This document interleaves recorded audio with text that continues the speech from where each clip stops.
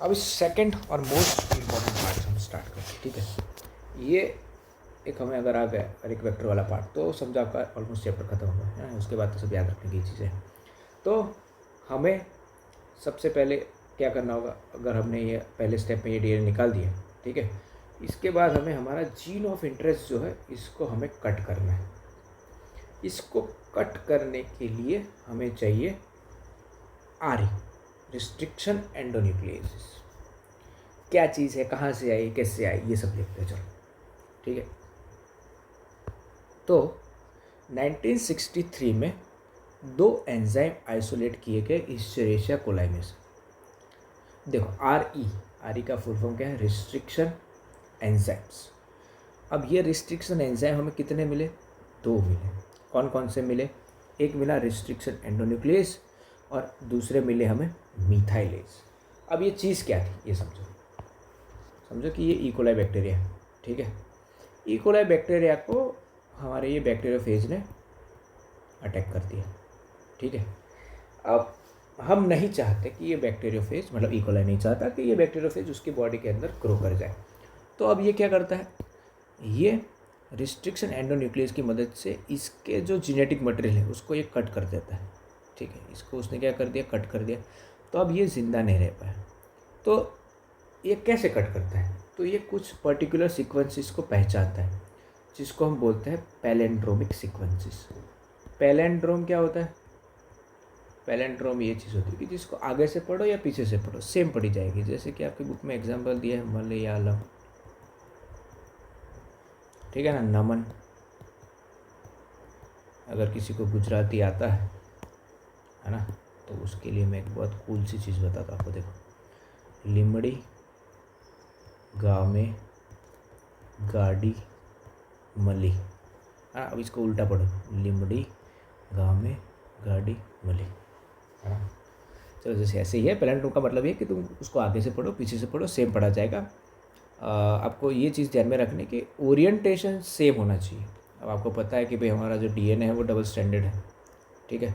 तो 5 prime to 3 prime, इधर ये 5 प्राइम टू 3 प्राइम, ठीक है।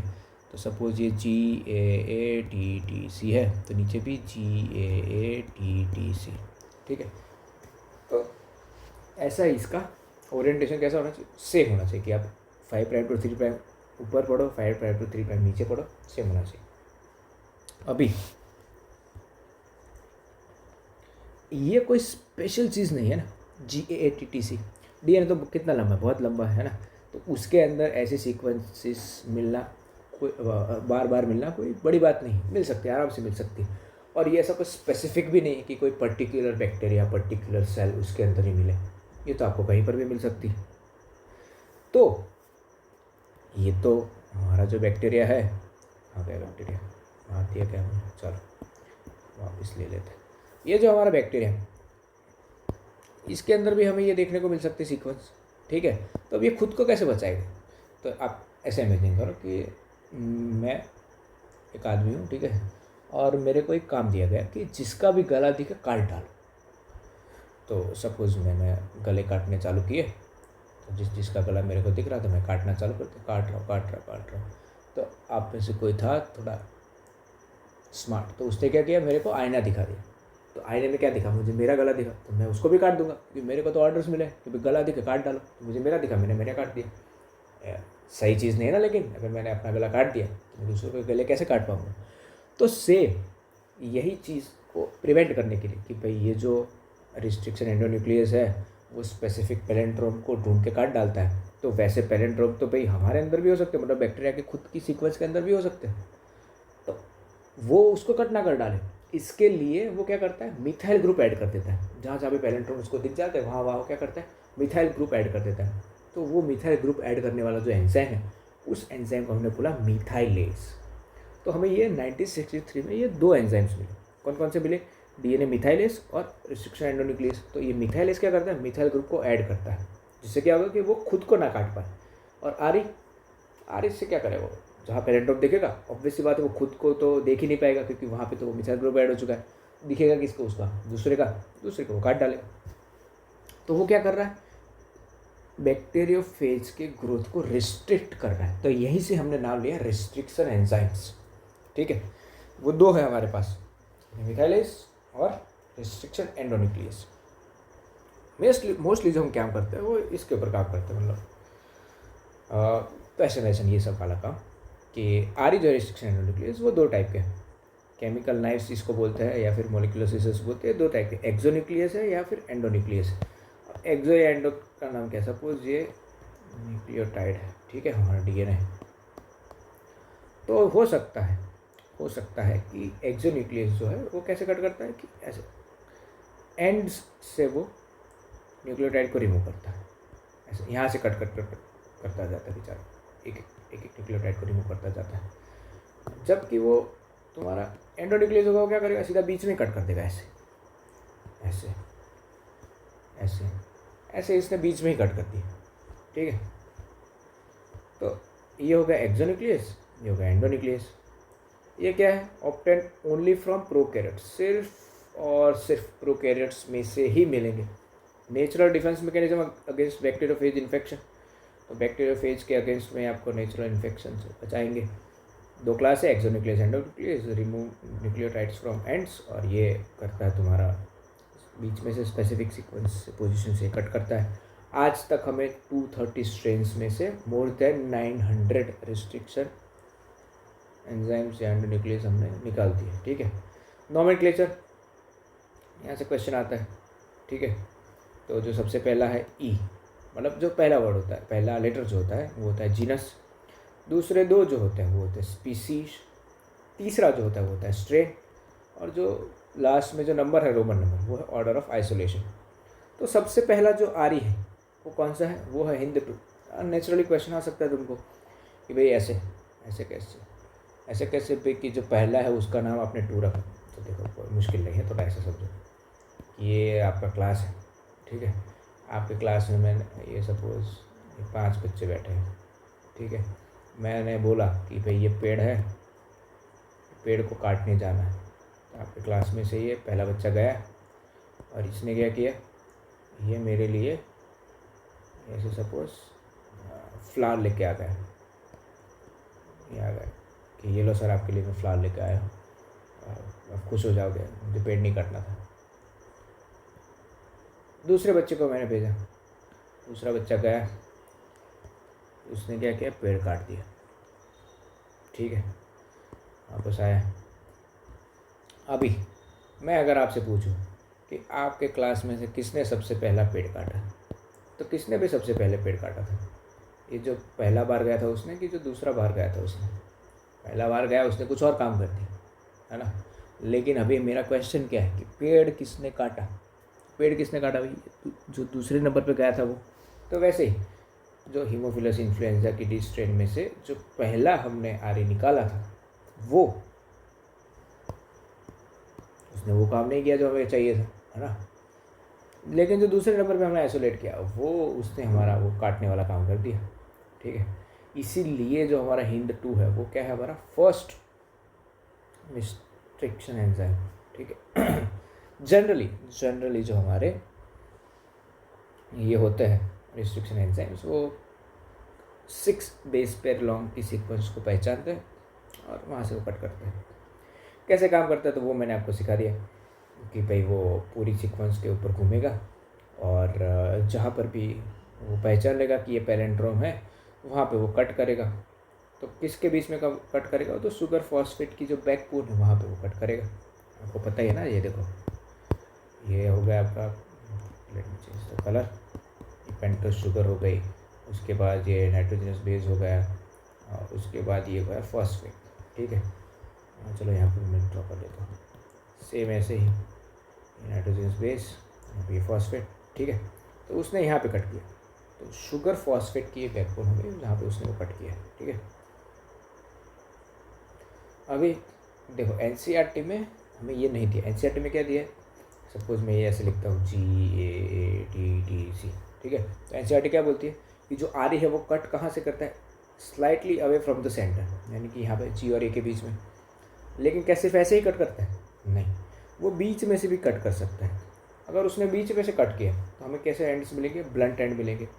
तो SMA1 HIND2 EcoR5, ये EcoR5 आपको पूछा जा चुका है पहले प्रीवियस एग्जाम्स में। HIND2 पूछ सकते हैं क्योंकि मॉड्यूल में सॉरी अपने एनसीईआरटी में दिया है HIND2 के, क्योंकि फर्स्ट है तो इतना जानना सही। तो इससे आपको बनेंगे ब्लंट एंड। लेकिन अगर slightly away from the center cut करोगे तो आपको मिलेंगे sticky ends. Why sticky ends? और स्टिकी एंड से फ़ायदा क्या होता है ये देखते हैं। चलो ये देखो, सपोज ये है आपका, ये है मेरा जीन ऑफ इंटरेस्ट, ठीक है। इसके आसपास है पैलिंड्रोमिक सीक्वेंस, ये है GAATTC, इधर भी है GAATTC, इधर वापस से है GAATTC, इधर भी है GAATTC, ठीक है। अब ये कट होगा G और A के बीच में, G और A के बीच में, G और A के बीच में, और G और A के बीच में, ठीक है। तो यहाँ से आपके दो कॉन्सेप्ट क्लियर हो गए कि एक तो स्टिकी एंड से फ़ायदा क्या होता है और दूसरा हम सेम आरी से ही क्यों कट करते हैं। अब सपोज ये है मेरा प्लाज्मिड, ठीक है। आपको पता है कि प्लाज्मिड डबल स्ट्रैंड सर्कुलर होता है। यहाँ पर भी सेम सीक्वेंस है GAATTC, सेम इधर भी GAATTC, ठीक है।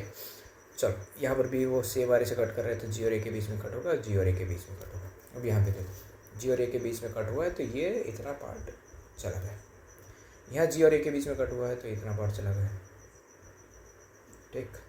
यहाँ पे G और A के बीच में कट हुआ है तो इतना पार्ट चला गया। अरे यार क्या है, ये चला गया, ठीक है। और इधर G और A के बीच में कट हुआ तो इतना पार्ट चला गया। अब ये सर्कुलर डियर है तो इधर G और A के बीच में कट होगा तो ये ऐसे अलग हो जाएगा, ये G और A के बीच में कट होगा तो ये ऐसे अलग हो जाएगा, ठीक है। तो कैसा होगा, ये ऐसे ओपन हो जाएगा। देखो इसको मैं आपके रेफरेंस के लिए साइड में छोटा करके रखता हूँ, ठीक है। मैं इसको अच्छे से ड्रॉ करता हूँ। ये देखो वैसे कितना अच्छा ड्रॉ हूँ मैं, वो तो आपको पता ही है। तो ये देख लो, ये है G और ये है A, ये वाला ड्रॉ कर रहा हूँ, ठीक है। AATTC, सेम इधर भी ये है G और इधर ये है चलो कोई नहीं, AATTC, ठीक है। अब मैं इसको यहाँ पे फिट करूँगा तो ये देखो ये बहुत इजीली फिट हो जाएगा, ठीक है। तो आप देखो G और C तो जुड़े हुए हैं ऑलरेडी, यहाँ पे भी G और C जुड़े हुए हैं। अब मैं एक एक को लाने का ट्राई करता हूँ। देखो ये देखो वैसे पूरा आके ही जुड़ जाता है, लेकिन आपको कॉन्सेप्ट क्लियर करवाने के लिए मैं एक एक लाता हूँ। देखो तो ये A इधर आया तो ये A जुड़ जाएगा आपके T के साथ, सेम वापस से ये आया A तो ये भी आपका A जुड़ जाएगा T के साथ। अब ये देखो ये T ये T और T है तो ये T और T आपके जुड़ जाएंगे नीचे A और A के साथ, ठीक है। बीच में क्या है, सॉरी ये G और C है तो ये तो बिल्कुल ऐसे ही हाथ में आ जाएंगे G और C। बीच में क्या है आपका जीरो ऑफ इंटरेस्ट, तो ये आ गया आपका जीरो ऑफ इंटरेस्ट, ठीक है। फिर यहाँ पे देखो क्या है G और C, वो तो जुड़े हुए ऑलरेडी, तो ये आ गया आपके G और C। उसके बाद देखो क्या है TTAA, तो देखो A के साथ T, A के साथ T, T के साथ A और T के साथ A। तो ये देखो ये फ़ायदा होता है स्टिकी एंड से।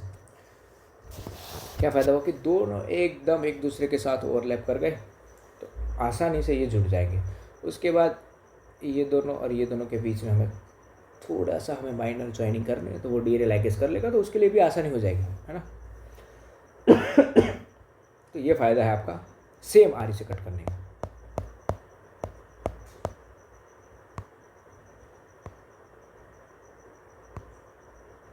तो ये देखो फ्रॉम जो स्टिकी एंड्स है वो H बॉन्ड फॉर्म करते हैं, hydrogen bond with their complementary cut counter parts. This facilitate the action of DNA ligase, मतलब DNA लाइगेज को काम करने में आसानी होगी। When gene of interest and vector cut by same RNA, resultant DNA fragments have same kind of sticky ends and this can join together by using DNA ligase, ठीक है। G और A के बीच में, G और A के बीच में cut किया, फिर ऐसे जोड़ दिया, DNA ligase बन गया। NCERT के अंदर देखना एनसीईआरटी के अंदर क्या दिया आपके जी और ए के बीच में जो ये कट दिया ना वो गलत दिया है, ठीक है। तो वो आपको सही समझना है, वही मतलब सही वाला ही आपको इंटरप्रेट करना है, आपको गलत वाला नहीं करना, ठीक है। जी और ए के बीच में कट करता है, ये कौन कट करता है बार बार, ये जी ए टी टी सी क्यों बोलता है? क्योंकि क्वेश्चन में एक ही चीज़ पूछते हैं, क्योंकि एक ही दिया है एनसीईआरटी में सीक्वेंस इक्वार 1 का।